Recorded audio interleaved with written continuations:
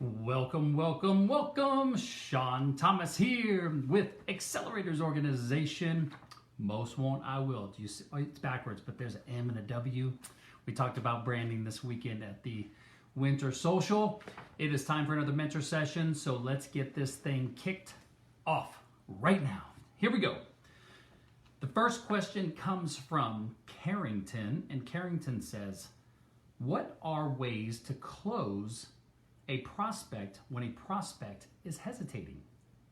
The background is I am a commercial product photographer. The calls I have been having with brands has been increasing, but many are hesitant due to either working with someone they don't know or me not being geographically local to them as a client. Other than explaining my process for virtual or new client shoots, what are ways to help people feel more confident moving forward or to create excitement around the partnership? Okay, I've got about 10 other mentors answering this, including some of our new sales mentors, Dan and Maria and Dawn and Kale, actually. Okay, you and I kind of talked about this, but I want to say this for the sake of the video. You could offer a discount. You could offer a test for one of the products that you do a test. If they like it, then it gets applied towards the work order for the order, and then they do business with you. You could offer a guarantee of some sort, money back guarantee. You could offer X amount of turnaround time. I would ask them questions about what their hesitancy is. Why are they hesitant? The more trust and rapport we can create with a prospect, the more they're going to be open and honest with what the true objection is. Sales is a very complex spiderweb labyrinth of getting prospects to be honest with us and tell us what the real objection is. And there are probing questions that we can ask that will help get to that true objection that somebody has. Because Carrington, I don't know if they're just telling you that because you're not doing a great job on the phone.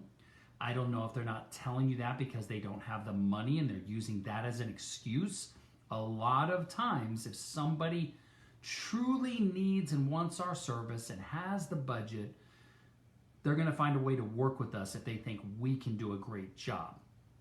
My feeling is there's probably some more underlying processes and presentation things that you could do to increase your close rate. We are going to have that sales workshop in April, at the end of April. I would highly encourage you to see if you could come to that.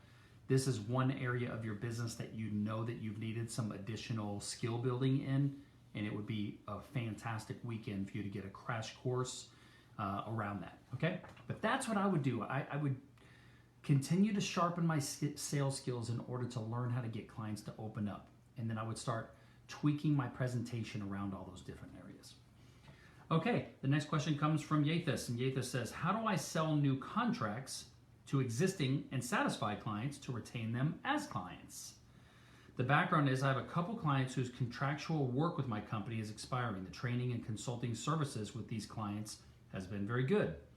My company is new and I've never crossed this bridge before, so I'm seeking advice on how to retain those clients and sell new contracts to them. The work we are doing with them is not complete and requires multi-years of engagement. Okay, fantastic. I've got about 10 people answering this question for you as well. I always think that the best way to sell anything to somebody is to put on my sales hat and start reestablishing the relationship. If these are existing clients of yours and you've done a great job and you've got a great, trusting, amazing relationship, it should be as simple as making a phone call or a face-to-face meeting with them and talking to them about the extension of the contract and what would need to happen for that to happen. And just have a great, honest conversation with somebody. That's what I would do. That's just part of the sales process to try to do that. Okay. All right. Next question. comes from Bob, and Bob says, what is a good way to pre-launch a product and build an initial audience or email list? The background is I want to test the demand for a new consumer product before investing time and money into creating it. My plan is to send traffic to a landing page with a buy now button. If a visitor clicks buy now, I'm going to give a message that says, this product will be available soon. Add your email below to be the first in line to order when it's available. Do you believe this is an effective approach to test the market? If I collect enough emails, would that be a strong buying indicator? The product I am considering creating will track data while playing the game beer pong. The tracking device would then send data to the cloud and players could view their stats in leaderboards from a website. I expect the retail price to be $200 to $300. Okay, I've got about 7 other mentors answering this for you. The questions that you're asking is, do I believe this is an effective approach to test the market? No. If I collect enough emails, would that be a strong buying indicator? No. And let me explain why. Who plays beer pong the most? College kids. I would go to some local college bars that have beer pong, or I would go to the colleges, to the, what are those things that people join, fraternities and sororities, and I would find and talk to some of them that actually play beer pong on an ongoing basis, and I would start getting to know them and consider that my market research, and I'd talk to as many as I could. I believe I would want to go straight to the potential buyer of the product and create a buyer persona. How much would they spend? Where would they go to find it? What's the best way to market to them? All those different things. I might even create a product of beer pong to sell to people on Amazon and other places that they buy beer pong, and then I would have an insert in the beer pong game for the mobile application, if it's a mobile application of some sort or a website. I would also absolutely look to work through some influencers of college kids that go live and do things on Instagram and TikTok and things like that around beer pong, and I would try to get them to promote it and see what they think of it. My personal opinion, I don't think that getting people to sign up an email is a buying indicator in this perspective. From a pre-launch perspective, depending on how elaborate the website is. If the website shows exactly what it looks like, exactly how it's going to work, exactly how much it's going to cost, I wouldn't get people to sign up on an email. I'd get people to take pre-orders and have them put a deposit down and say that you'll have it ready in a certain amount of time. I don't think an email would be a buying indicator. That's my opinion. I'm interested to see what the other mentors have to say.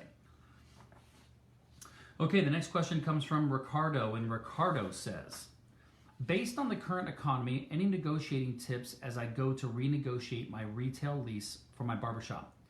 The background is I have a barbershop with a 4-year lease with 12 years secured. Would I be able to renegotiate that? Also, when I first started, I used my personal name to sign a lease, but now I have an LLC. Can I transfer the lease to my LLC as well?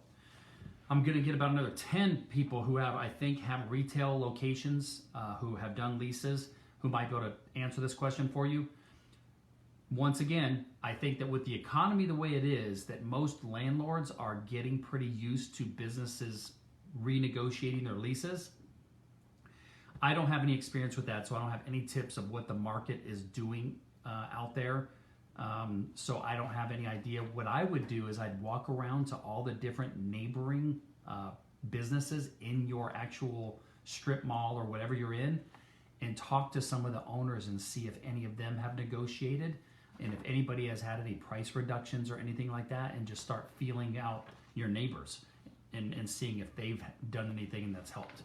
Because small businesses have really been hurting because of COVID, and maybe some other people have already gone down this road that are right there in your neighborhood. Okay, maybe that can help. We've got some other mentors answering this, so hopefully they have some ideas too. Next question comes from Asia, and Asia says, if I am going to approach leads via direct message through social media, could you help me out with a sample quick script to know how to open the conversation? The background is, the purpose of Prep is a one-stop shop for everything study skills, college administration, admissions, and SAT prep for high school students and their parents. We help them navigate the college admissions process, prep for the SAT, and obtain great grades by providing tutoring, college prep, and SAT prep services. I'm asking this question as I want to increase the amount of time I spend prospecting so I can produce 1 to 2 new customers per week, and I am not sure about how to message cold leads in the DMs and get results. I'm only used to messaging people who have already expressed interest. Okay, I've got about 10 mentors answering this for you, so hopefully between all of us, you're going to get some good advice. I do a lot of direct messaging. If I would direct message people that are engaging in the actual Facebook groups or engaging with your content on social media, and I would offer some initial free help and some expertise, but not give away the entire farm. And then after I offer that, I would say, I'll send you a DM in case you need any additional assistance. And I would make sure they're tagged so that then they go to their DMs. And the cool thing about Facebook DMs is you can see that somebody's seen it.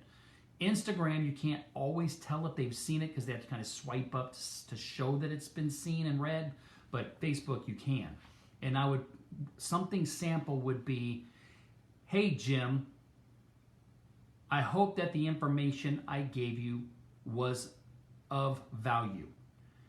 I actually do this for a living and help students and parents, and would be more than happy to see if there's anything I can do to assist you. I have a track record of success with my students, blah, blah, blah, blah, blah. Here is a link, and I would have a Calendly link. Here is a link to get on my calendar for a free no-cost evaluation to see if I can assist you, or assist you, and then say, please feel free to reach out anytime. I look forward to speaking with you. You could do that. Another thing you could do is you could say, hey Jim, I hope that I was able to offer you some guidance. I put together a top 10 list of things that every student should do when getting ready to prepare for the SAT, or how to increase their grades, or whatever type of list and lead magnet you could put together. And I would say, hey Jim, I put together this top 10 list. It's free, no cost. Here's a link to download it from my website. I would then set up an opt-in page that makes the person have to enter their email address and phone number in order to get that. And then I would have an automated email marketing strategy designed to not only give that person that information, but maybe 3 or 4 or 5 additional pieces of content that leads to them hopefully booking an appointment with you, or that you're going to call them. So those are a couple of different strategies I would use. Okay, the next question comes from Samuel. And Samuel says, can a Canadian citizen work as a contractor for an LLC established in the US, and what are the tax implications? The background is, hi mentors, I'm a Canadian business owner in photography and artworks that wants to work down in the US, as I identified lots of great prospects in Miami and New York. The main issue I'm trying to figure out is, as a Canadian citizen, I can't work in the USA without a visa. However, a friend of mine has an LLC established in the US and wants to hire me as a contractor in order to expedite the process for me to move to the US. I'm trying to figure out my possibilities to be physically more present in the US for my work. Thank you for the time and appreciate it. I've copied 3 different mentors that might be able to answer this. I don't have any clue on answering this, and anything I would say would be speculation. All I would say is contact the Department of Labor, contact your embassy, and figure out the legalities. The last thing you would want to do, I would think, would be to come to the US, start working illegally, get kicked out, and never get to come back to the US. I would not risk something like that. I would contact the embassy. I'd keep reaching out to people that might have this answer, and I'm sure through your network, our network, or even the Department of Labor or the U.S. The Canadian Embassy, you can find those right answers. But maybe one of these mentors has this answer as well. Okay, the next question comes from AJ, and AJ says, how can I prepare my business to survive in the event of my passing? The background is recently my wife and I, co-owners of our business, had a living will drafted for the protection of our children and assets. Going through the process, we realized we needed a contingency plan for the business too. From a legal perspective, we have figured that out. However, from a process perspective, I am not sure what we should have in place or prepared ahead of time. If we were to pass, we want the new ownership to be as equipped as possible to pick up the pieces and continue. Thanks. I've got about 10 mentors answering this for you. You didn't put a lot of background of your company in here, and I think a lot of that's going to depend. I think a lot of the mentors are probably going to say the same thing I'm saying, is it really depends on the company. Since I know your company, and it's a small operation run by you, I would think that this whole thing would be solved with life insurance. Enough life insurance so that if you passed away, which you're the person running the business, if you passed away, there was enough life insurance that your wife would be able to pay one of your employees to find a way to contact all of your clients, refund their money if you have to, and close the business down, and your wife moves on. If your wife passes, the business is probably going to continue because you're running the business, and maybe you would need some life insurance to accommodate all the additional living expenses around the house or whatever she was taking care of, etc. Life insurance would be the solution. And I would gather that at some point you could have a conversation with one of your key employees and bring them into the mix and maybe say, hey, not that I'm expecting to pass away, but if I do, I want to let you know that I have life insurance and my wife is going to be okay. I would like for you to take over the business when we're gone. We would probably just give you the business if you want it. And are you open to that? And you go from there. Until you build the business to a large enough size that it has value that potentially could be sold to somebody, if you passed away and as the CEO and the main operator of the business, your clients are probably going to go somewhere else. Until you build up a real necessity that they're doing business with your company because it's just your company and there's some special reason they're going to stay with your company outside of you, probably just going to solve that with life insurance. But I'm interested to see what the other mentors have to say. But I would think a buyout from one of your current employees, if they had the money, would be that. You could also say, hey, John, I'd like for you to be the person that does this, and a life insurance policy on me would be X amount of dollars. If you pay that premium out of your own pocket, when I pass away, the proceeds will come to you. This is called key man insurance. The proceeds come to you, and that will enable you to buy the business from my surviving spouse. That's pretty common. There's a girl in the group, a new girl in the group, Jessie, down in Florida, and she works for Northwestern Mutual. You should talk to Shirley, maybe reach out to her, and maybe she can help you with buy-sell provisions like that. Okay, next question comes from Melinda. And Melinda says, do I need to form different companies for different product lines or services? The background is I'm a nurse practitioner. I created my healthcare practice around 6 months ago, and so far I've been doing services that are primarily insurance-based. I want to add more services that will primarily be cash-based.